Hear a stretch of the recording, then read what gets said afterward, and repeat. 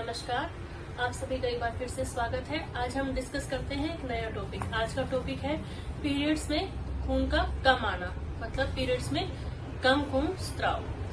तो क्या होता है कि हम औरतों को, जैसे हमें पता है कि हम औरतों को हर महीने प्रकृति बच्चा पैदा करने के लिए तैयार करती है। हर महीने हमें एक अंडा बनता है ओवरी में, और अंडा आके धीरे धीरे बच्चेदानी में आता है। जब उससे शुक्राणु मिलता है तो बच्चा तैयार होता है। उस बच्चे को भरण पोषण देने के लिए हमारी जो बच्चेदानी होती है उसमें एक लेयर तैयार होती है, एक परत तैयार होती है जिसको बोलते हैं एंडोमेट्रियम। जब उसको शुक्राणु नहीं मिलता है तो धीरे धीरे 28 दिन पर वो शेड ऑफ होना शुरू हो जाती है, वो परत टूटने लग जाती है और वो ब्लीडिंग के रूप में बाहर निकलती है। इसको बोलते हैं महीने या फिर पीरियड्स। कई बार क्या होता है कि ये ब्लीडिंग बहुत कम होती है, कई बार बहुत ज्यादा होती है। तो इसके कम होने के कारण अब हम बात करते हैं कि इसके कम किस किस कंडीशन में कम होती है। कुछ इसके कारण होते हैं कि जो नॉर्मल होते हैं, जिसमें ब्लीडिंग अगर कम हो रही है तो कोई बात नहीं होती, मतलब ज्यादा टेंशन वाली बात नहीं होती, उसके लिए आप वरी नहीं कर सकते हैं। सबसे पहला कारण है मेनोपॉज। अगर किसी औरत को महीने बंद होने वाले होते हैं, जैसे उसकी एज हो गई है 50 है, 50 अबोव है, 55 है, उसमें अगर आपको ब्लीडिंग कम हो रही है तो एक नॉर्मल कंडीशन है। इस कंडीशन में आके जब महीने धीरे धीरे बंद होने वाले होते हैं तो सिग्निफिकेंटली उनका जो ब्लड फ्लो है वो कम होता जाता है। तो इसमें आपको टेंशन लेने की बात नहीं है। आपको सेकंड होता है मीनार के होता है जब महीने किसी किशोरी को, कोई लड़की जैसे 13-14 साल की, उसको महीने शुरू होते हैं तो उस कंडीशन में भी कई बार महीने बहुत ही कम आते हैं, स्पॉटिंग होती है, थोड़े थोड़े आते हैं। तो वो भी एक नॉर्मल कंडीशन होती है, क्योंकि उसमें आपकी बच्चेदानी धीरे धीरे तैयार हो रही होती है। तो उस कंडीशन में अगर आपको महीने कम आ रहे हैं तो आपको टेंशन लेने की बात नहीं है, उसमें कोई ट्रीटमेंट की जरूरत नहीं है। आप बच्चे को अच्छे से खाना पीना खिलाइए, उसकी जो क्वेरीज है उसको दूर कीजिए, इसमें किसी डॉक्टर के पास जाने की जरूरत नहीं होती है। धीरे धीरे कंडीशन अपने आप नॉर्मल हो जाती है। थर्ड कंडीशन कौन सी होती है? अगर कोई मदर है अपने बच्चे को एक्सक्लूसिव ब्रेस्ट फीडिंग करा रही है, मतलब उसका बच्चा सिर्फ दूध पे ही है, उसी की फीडिंग पे निर्भर है। कोई लेडीज जिसने अभी डिलीवरी की है वो अपने बच्चे को लगातार दूध पिला रही है, ब्रेस्ट फीडिंग करा रही है, तो भी उसके अंदर प्रोलैक्टिन हार्मोन रेज होता है। एक हार्मोन होता है जो ब्रेस्ट फीडिंग में ब्रेस्ट के लिए दूध बनाता है, उसको बोलते हैं प्रोलैक्टिन। जब हमारे शरीर में प्रोलैक्टिन बढ़ता है तो इसकी वजह से भी जो अपना, क्योंकि ब्लीडिंग है वो कम होती जाती है, एस्ट्रोजन हार्मोन कम हो जाता है और ब्लीडिंग धीरे धीरे कम होती जाती है। तो ये भी कोई टेंशन लेने वाली बात नहीं है। जैसे ही ब्रेस्ट फीडिंग वो बच्चे को हटाएगी, ब्रेस्ट फीडिंग से बच्चा हट जाएगा तो उसका ब्लड फ्लो नॉर्मल हो जाएगा और आपकी जो ब्लीडिंग है वो नॉर्मल आने लग जाएगी। अब हम बात करते हैं कि इसके जो मुख्य कारण है, जो टेंशन लेने वाले कारण है जिसकी वजह से ब्लीडिंग नहीं आती है, उनके ऊपर बात करते हैं। सबसे बड़ा कारण है, सबसे आजकल देखा जा रहा है, सबसे बड़ा कारण है एनीमिया। क्योंकि इंडिया में जो लेडीज है 90% लेडीज एनीमिक है। एनीमिया होता है एचबी का लो लेवल, क्योंकि प्रॉपरली डाइट हैबिट्स नहीं होती हैं, उनके अंदर खून की कमी हो जाती है, जल्दी प्रेगनेंसीज होती हैं, मिसकैरेज होते हैं, उनको नॉलेज नहीं होती है कि क्या खाना चाहिए क्या नहीं खाना चाहिए। इसकी वजह से उनका एचबी लेवल कम हो जाता है और ये भी धीरे धीरे आपके जो ब्लड फ्लो को इफेक्ट करता है। और इसमें क्या होता है, सिग्निफिकेंटली आपका जो ब्लड फ्लो है पीरियड्स में वो कम होता जाता है। तो इसके लिए मैं आपको एक अलग से वीडियो बना के दूंगी कि आपको एनीमिया करेक्ट करने के लिए, आपका एचबी लेवल बढ़ाने के लिए क्या क्या खाना चाहिए, अपनी डाइट में क्या क्या चीजें शामिल करनी चाहिए। बाकी इसके लिए मैं इतना ही बताना चाहूंगी, अपने खाने में हरे पत्तेदार सब्जियां खाइए, गुड़ खाइए, इससे भी क्या है आपका एनीमिया करेक्ट हो जाएगा।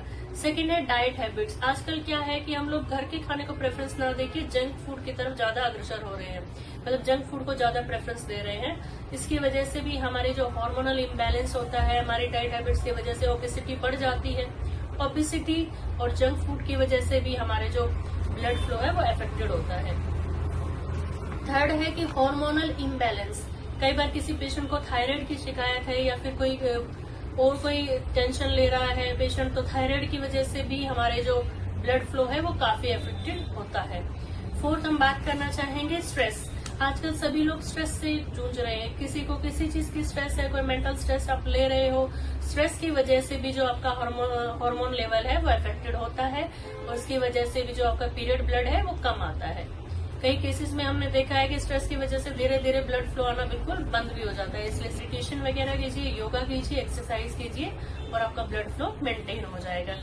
थर्ड हम बात करते हैं, कुछ लोग ओवर एक्सरसाइज कर लेते हैं, बहुत ही ज्यादा एक्सरसाइज करते हैं, 2 से 3 घंटे हैवी एक्सरसाइजेस करते हैं, हैवी वेट लिफ्टिंग करते हैं या फिर 1.5 से 2 घंटे साइकिलिंग करते हैं। उसकी वजह से भी आपका ब्लड फ्लो बहुत ज्यादा कम हो जाता है।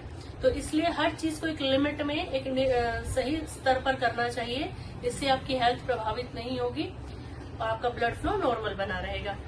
फोर्थ, कई केसेस में हमने देखा है कि मिसकैरेज, जैसे कि किसी का मिसकैरेज हुआ है, मिसकैरेज के तुरंत बाद जब महीने आते हैं अगले महीने तक, जैसे 1 महीने पहले उसका मिसकैरेज हुआ है तो उसको जो नेक्स्ट महीने आएंगे उसमें ब्लड फ्लो कम होगा, क्योंकि उसका ऑलरेडी बहुत सारा ब्लड लॉस हो चुका होता है मिसकैरेज में।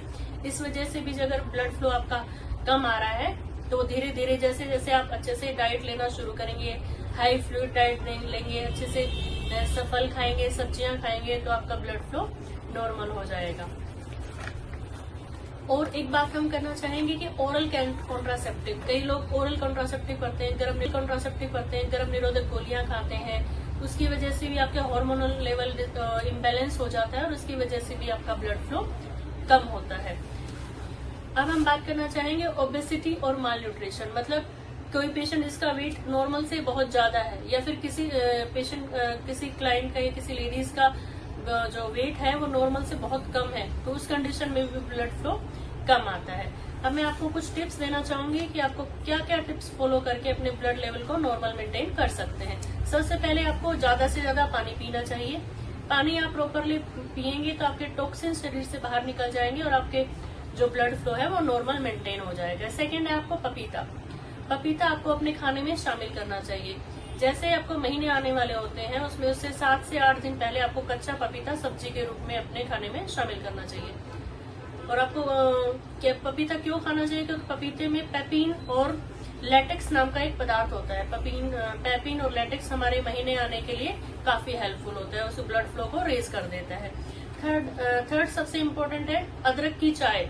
अदरक और गुड़ की चाय, आप 1 इंच अदरक का टुकड़ा लीजिए, 250 ml पानी में उसको क्रश करके डाल लीजिए और चीनी की जगह उसमें गुड़ डालना है, ठीक है। और उसको आप 250 ml को आपको इतना उबालना है कि उसकी क्वांटिटी हाफ रह जाए।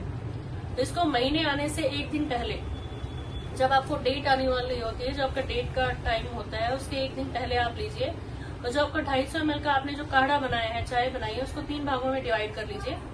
डेट आने से 1 दिन पहले आपको सुबह दोपहर शाम वो लेना है। खजूर या अदरक, जो खजूर होता है, सूखी खारिश होती है, उसका काढ़ा भी बनाकर पी सकते हैं। ये काढ़ा आपको कैसे बनाना है? 250 ml आप पानी लीजिए, उसमें 3 खारे या जो खजूर होते हैं उसको डालिए, उसको इतना पकाना है कि वो पानी की क्वांटिटी आधी रह जाए। इस काढ़े को आपको महीने आने से 1 दिन पहले पीना है। इसको 2 भागों में डिवाइड कर लीजिए, आधा सुबह पीना है और आधा जो बाकी बचा हुआ है वो शाम को पीना है। आप इस काढ़े को डेट के जो पीरियड्स होते हैं उसके पहले दिन भी ले सकते हैं। सेकंड, जो आपकी जो खारी या खजूर जो बच जाती है उबालने के बाद, उनको भी खा लीजिए बीज निकाल कर। फोर्थ है, कई बार क्या होता है कि मैं आपको इसमें बताना चाहूंगी, कई बार सूखी खजूर या फिर गुड़ खाने से आपको फेस पे फुंसियों की समस्या हो सकती है, तो उसके लिए आप ज्यादा से ज्यादा पानी पीजिए, क्योंकि काढ़ा बहुत गर्म होता है। इसके अलावा जब आपको पीरियड्स आते हैं तो उससे 7 या 8 दिन पहले आपको खाने में नमक कम कर देना चाहिए। इससे भी आपके रक्त स्त्राव पर बहुत ही ज्यादा प्रभाव। अब हम बात करते हैं सबसे बड़े टिप्स के लिए, जिसके लिए रेस्ट। आपको कम से कम 8 से 10 घंटा रेस्ट लेना चाहिए, पीरियड आने से पहले भी और पीरियड आने के बाद भी। पीरियड के दौरान भी रेस्ट करना चाहिए। कई लेडीज को क्रैम्प्स की समस्या रहती है कि उनके पेट में दर्द हो रहा है, तो इसके लिए आप हॉट वाटर बैग का प्रयोग कर सकते हैं। हॉट वाटर बैग की वजह से जो आपके क्लोथ्स हैं वो इजीली निकल जाएंगे और आपके पेट को रिलैक्सेशन मिलेगा, क्रैम्प से मुक्ति मिल जाएगी। थर्ड, आपको डाइट में अपने जो खाना पीना है आपका, उसको सुधारना चाहिए, उसमें फल और सब्जियां ज्यादा से ज्यादा शामिल करनी चाहिए।